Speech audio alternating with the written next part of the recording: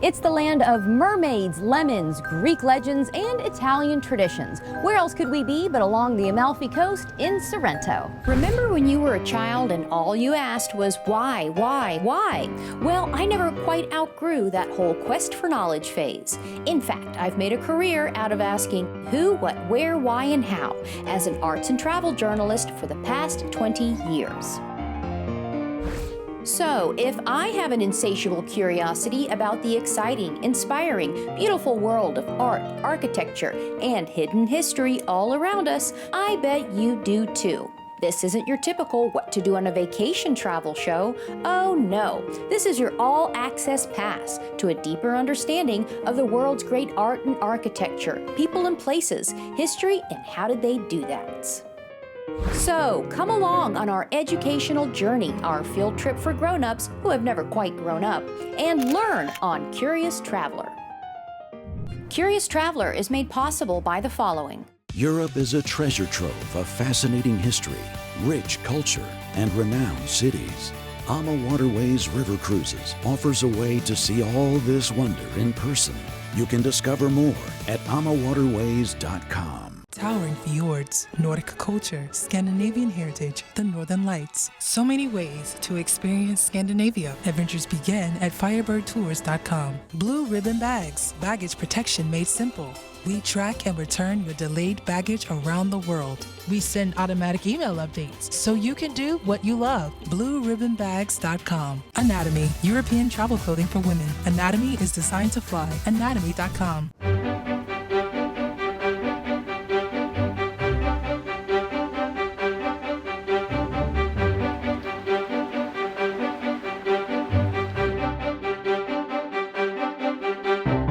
The summer spot to see and be seen since ancient Greek and ancient Roman times. The home of mermaids and poets and a magical elixir known as limoncello.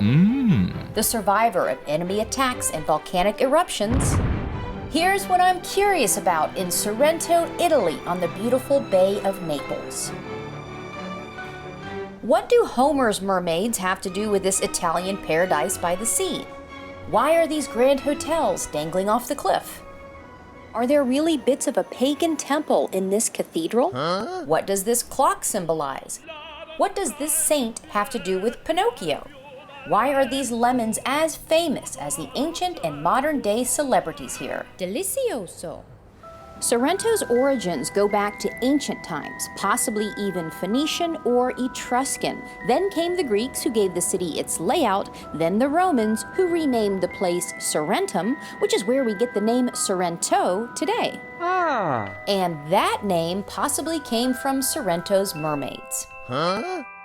There's a wonderful legend that says Sorrento was named after the sirens in Homer's Odyssey. Yes, those siren songs that lured sailors to their deaths. Lovely. Sirens are often interpreted as mermaids, but some ancient descriptions depict them as birds with human heads. Yikes! Or even seals. Either way, the sailors who were drawn to these creatures had clearly been out to sea for too long. One thing we do know, the history of Sorrento as a holiday resort goes back a long, and I mean a long time. Who was the very first to vacation here? Well, the very first was the Emperor Caesar Augustus. In the 27 before Christ, navigating along the Mediterranean Sea, he went towards the Isle of Capri. And he fell in love with the Isle of Capri. And he bought it from the Greeks. After Augustus, Emperor Tiberius came here. And he transformed the Isle of Capri in a beautiful holiday resort. He built 12 villas on the Isle of Capri because they had 12 gods. In this way, he could dedicate each villa to a different god. Let's say that Capri was the Isle of the Gods. 12 villas dedicated to the 12 gods? Which gods? Well, here's where it gets really cool. Legend has it that Emperor Tiberius built 12 villas to the 12 gods of Olympus. Who were they? Well, they were Greek gods at first, but you know how those Romans tended to borrow a few things. But 12? Why 12?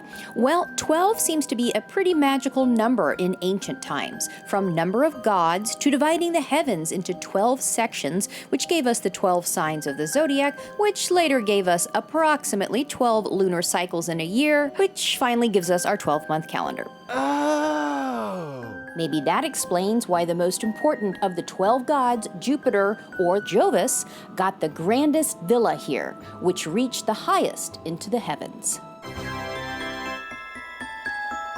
Many ancient Roman power players vacationed here from Capri to Sorrento. With a view like this, who can blame them?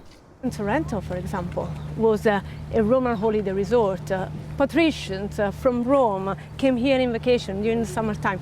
They built their villas a little bit all over. Right down there, for example, on the limestone of the peninsula, we have the ruins of Pollio Felice Villa. He was a very rich and noble man from Rome. This area is believed to be where that ancient Pollio Felice villa once stood, the palatial complex of a Roman nobleman with massive gardens that reached to the sea, including the baths of Queen Giovanna. But why isn't that there anymore? It's not just time and erosion. The Roman villas were used as a source of raw material for the construction of other villas, or to decorate our churches in the 1600s, the period of the Baroque. Because the Romans used to decorate their villas with marbles coming from all over the world, so the Roman Empire. And now, let's say, we recycle those marbles for our churches. Yes, and we will show you where some of that recycling is today. Ah! For that, we go inside these seriously tall city walls. What is the deal with the supersized walls around here? It seems like all of Sorrento is being held up by one huge wall, and all the buildings are built right on the edge there. There has to be a reason for that. Well, first of all, to protect by the Saracens, by the enemy's attacks, because we had a lot of problems with the pirates from Orient during the Middle Ages. And that's why Sorrento was surrounded by city walls. But the history goes back even further than that. We have a section of the city walls built during the Roman time onto the Greek walls. Okay. We still have something of the Greek period.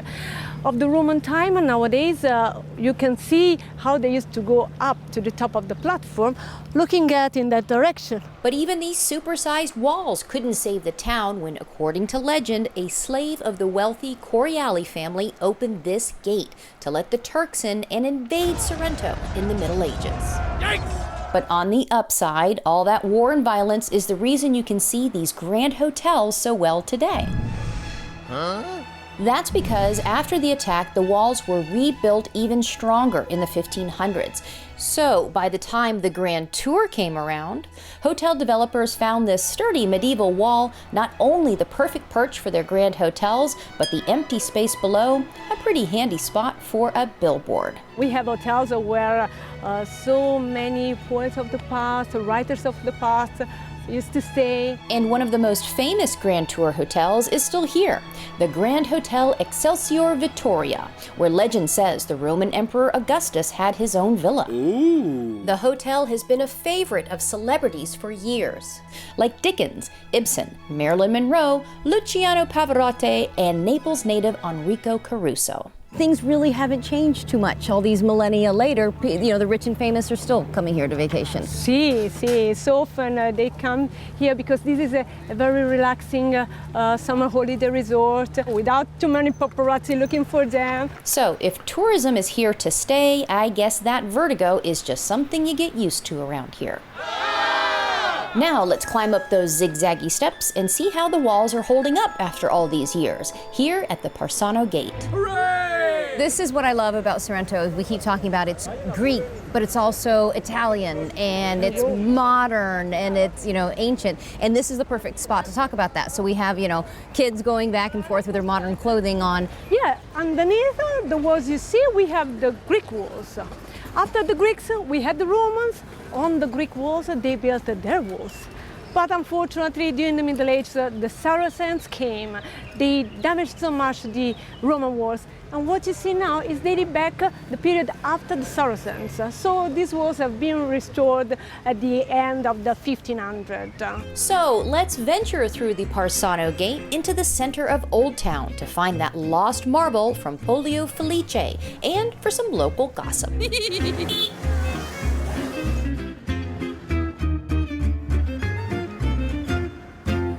First, we visit Sorrento Cathedral. The Duomo di Sorrento is dedicated to St. Philip and St. James. It was built around the 11th century and then rebuilt after that Turk invasion in the 15th century in this stunning Romanesque style. Inside are incredible works of art, including this 18th century fresco on the ceiling, the marble throne and marble pulpit, the 1897 organ, and the ornate wooden panel carvings. This is also where Sorrento's most famous citizen, Torquato Tasso, was baptized. More on him later. And outside, framing the doors, are these pretty pink columns. These look familiar. You can still see remnants of those 1st century BC Roman villas dedicated to the gods all around Sorrento. In fact, here at the beautiful Sorrento Cathedral, these giant pink marble columns could possibly have come from those very villas. Now that is some serious recycling. So that's where that marble went. Today, it is possible that we have bits of a pagan villa incorporated into a Christian church. Next to the cathedral is a 5-story high tower with Roman arches, Byzantine capitals, and more marble fragments, possibly dating back to ancient times. The base was built in the 1100s and was used for years as a public gathering spot. And at the top, there is a colorful clock with a curious history. Here we have the symbol of Sorrento, the cathedral bell tower built back in the 15th century to mark the center of town. On the clock, you will see the colors of Sorrento: green, blue, and yellow. Green for the vegetation here, blue, of course, for the sky and sea, and yellow, not for the sun, but of course for lemons. We'll get to those Sorrento lemons in just a minute, but first, Sorrento's other famed prize, Majolica tiles. These brightly colored three-dimensional tiles are created by painting tin glazes over terracotta tiles. Subjects are typically mythical or historical. It was all the rage and big business for Italian Renaissance artists, but if it was an Italian art form, why is it called Majolica, an island in Spain? Because that's where the tiles were imported and exported around the world. From Italian to Spanish to Greek, let's continue our journey back in time down an ancient Greek pathway. So there are so many beautiful streets here in Sorrento, but this one is a very special one. It's an ancient street. See, it's an ancient Greek street, and this was the main street. This was the main Decumano, going from west to east. And at the very, very bottom, there was the main door. Oh, fantastic. This is the Decumano Massimo. Well, that was its Greek name until it was renamed Via San Cesaro by the Romans. If it feels a bit narrow, that's intentional. It was designed to be shaded by the buildings during those hot Sorrento summers.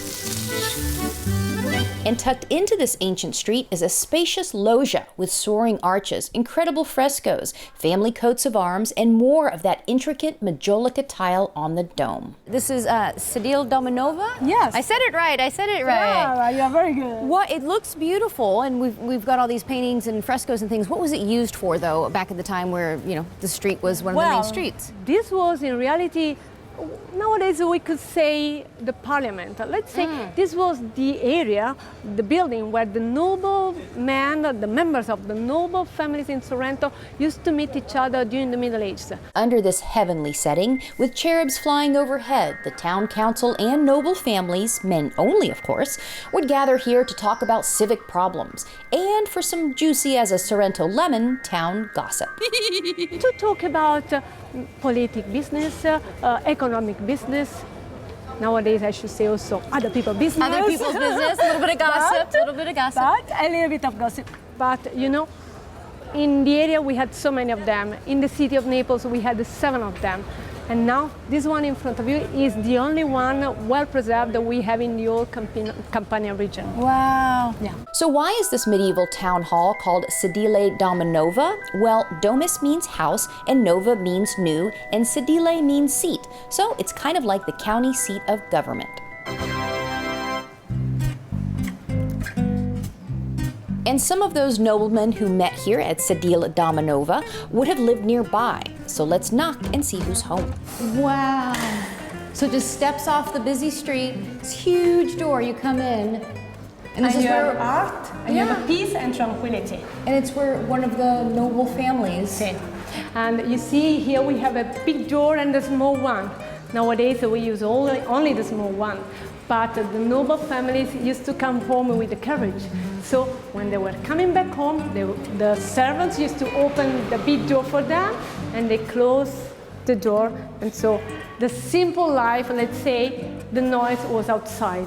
Here they had their peaceful life. It's fantastic. So what time period are we talking about with this particular family, and is that about this family? You see the frescoes are dated back the 1600, the beginning of the 1600. So some of them are 3D frescoes. Wow. And nowadays it's regular apartments upstairs. What do you think? We have 12 families living where in the past of one family. Of one family.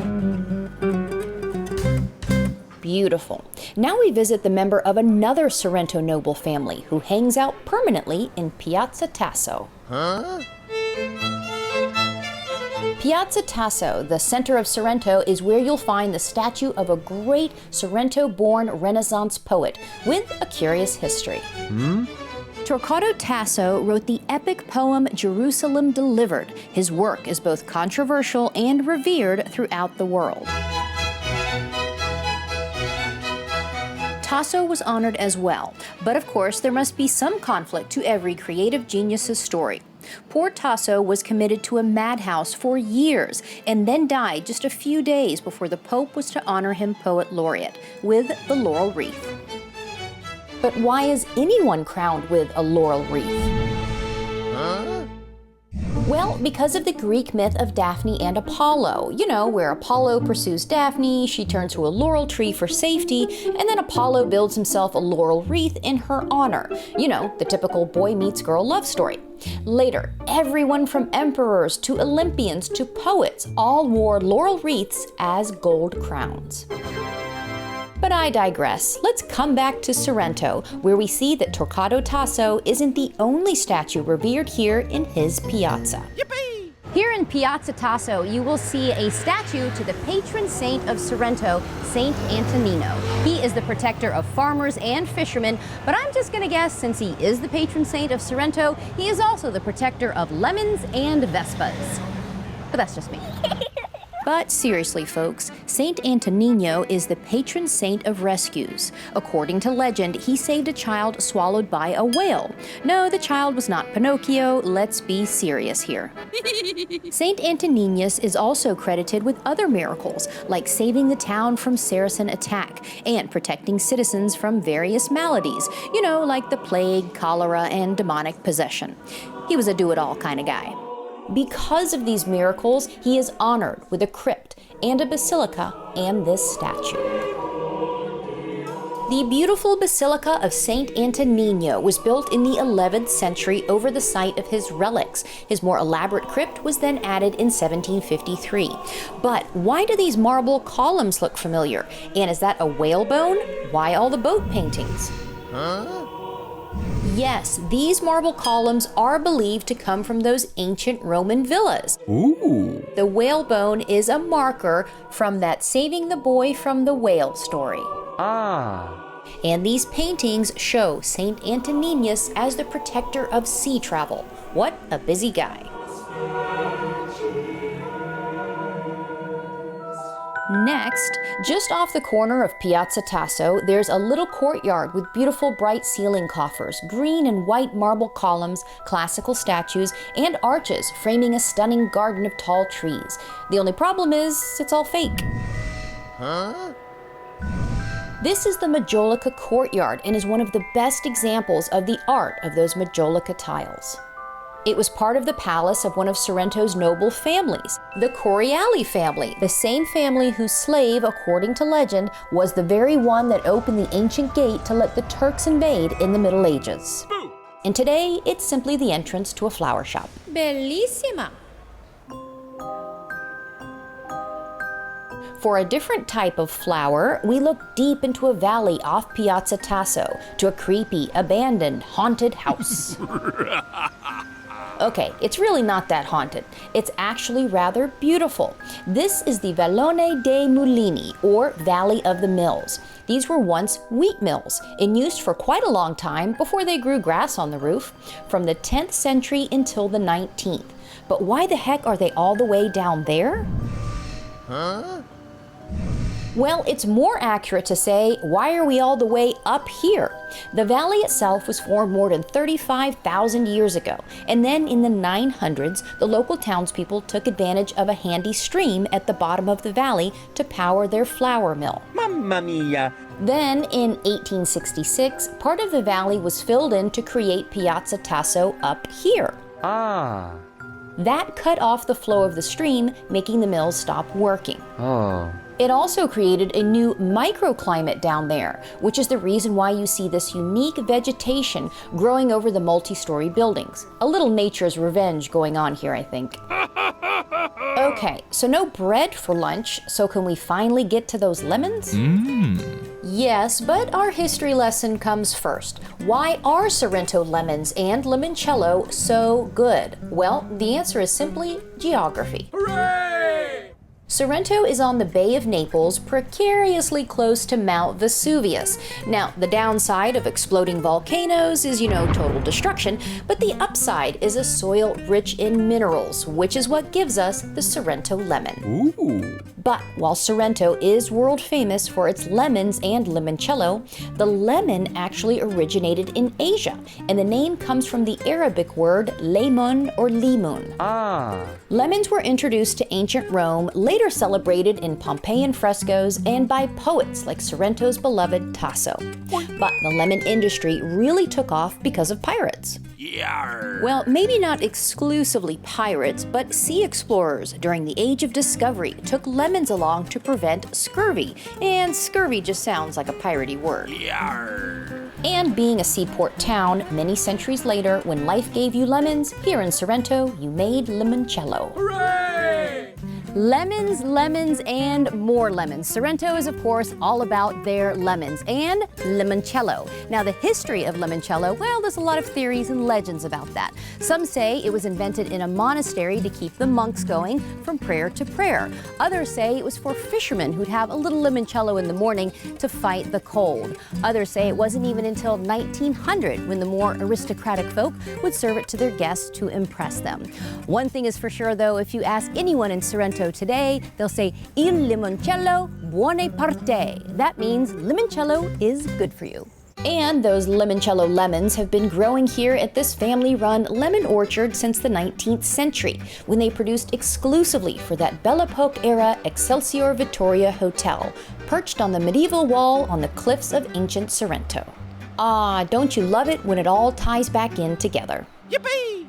How long has your family owned this business and been in the lemon business in Sorrento? From generation, then my grandfather, Cataldo, cultivated lemon and orange trees.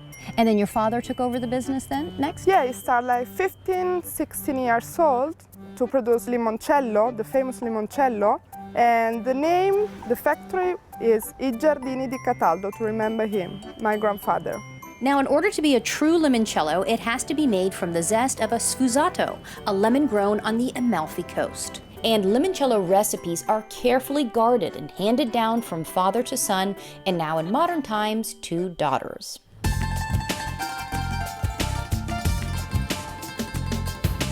So, grab your limoncello, taste that Sorrento history, and let's see what we've learned today, Bambini. From an Italian piece of paradise perched precariously on a cliff. Possibly named after some singing mermaids, or were they seals? Yikes! To the ancient playground of the rich and famous Romans who followed Sorrento's street plan of the ancient Greeks. To the Belle Epoque's grand tour that brought in the modern-day rich and famous. who sipped the limoncello made at this orchard, to pieces of that ancient pagan villa possibly recycled into some modern-day churches, which is next to a towering ode to the local art form, which can also be seen in a trompe-l'oeil alcove, and the town center for gossip, which also houses stunning frescoes, to the piazza named after a poet laureate, Hello. with a statue of a saint who saved a boy from a whale that cut off the stream to a beautifully haunted mill, Boo. to those famous lemons that once grew naturally in the valleys outside these walls that today creates the famous limoncello, a Sorrento family tradition. Saluti! Sorrento has so much to be curious about. Thanks for joining us on our educational journey, and hopefully now you're even more curious about the who, what, where, why, and how of Sorrento, from its legends to its limoncello.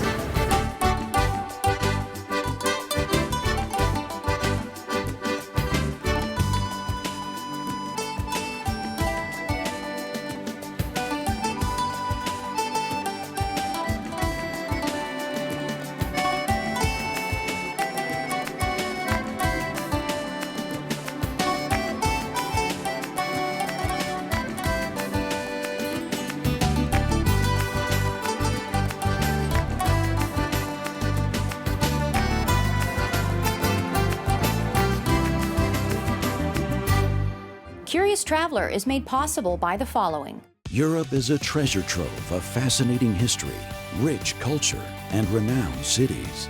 AMA Waterways River Cruises offers a way to see all this wonder in person. You can discover more at amawaterways.com. Towering fjords, Nordic culture, Scandinavian heritage, the Northern Lights. So many ways to experience Scandinavia. Adventures begin at firebirdtours.com. Blue ribbon bags, baggage protection made simple.